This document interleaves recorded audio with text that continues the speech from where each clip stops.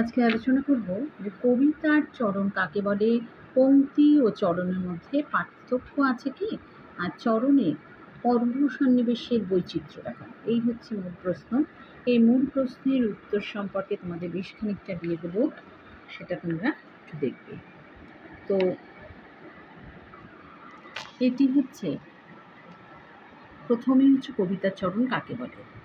তো কবিতায় ছন্দে পূর্ণ আদর্শে প্রকাশ হয় যেই পদ সমষ্টিতে তাকেই চরণ বলা হয়। চরণকে এক অর্থে বলা হয় যে ছন্দবদ্ধ বাক্য। তো এইভাবে এই আলোচনা করা হয়েছে। তো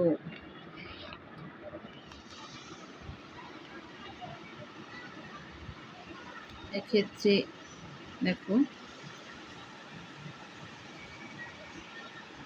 কবিতার চরণে জ্যোতি দ্বারা বিভক্ত অংশগুলো সমান হয় কিংবা নির্দিষ্ট আনুপাতিক মাপে হয়। এক্ষেত্রে এই একটু উদাহরণের দ্বারা এটা একটু বুঝিয়েছি। 1861 খ্রিস্টাব্দে জোড়াসাঁকো ঠাকুর পরিবারে কবি রবীন্দ্রনাথ জন্মগ্রহণ করেছিলেন। এই গদ্যবাক্যের অংশগুলো সমান মাপের নয়, কিন্তু শুধু এই যে বিঘে দুই ছিল মোর ভুল আর সবই গেছে, এইভাবে দেখো। এক্ষেত্রে কয়েকটা এক্সাম্পল হিসাবে তোমরা একটু দিয়ে দেবে।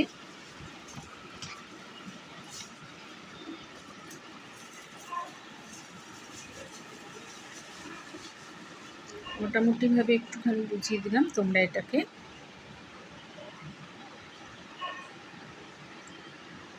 পাখিটা তৈরি করে নেবে।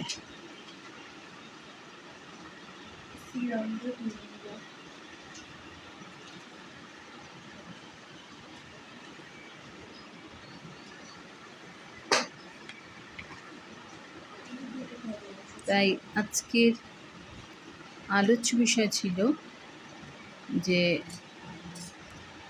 চরণ, কবিতার চরণ কাকে বলে, পংক্তি চরণের পার্থক্য, আর ক্ষেত্রে বাকিটা তোমরা একটু করবে।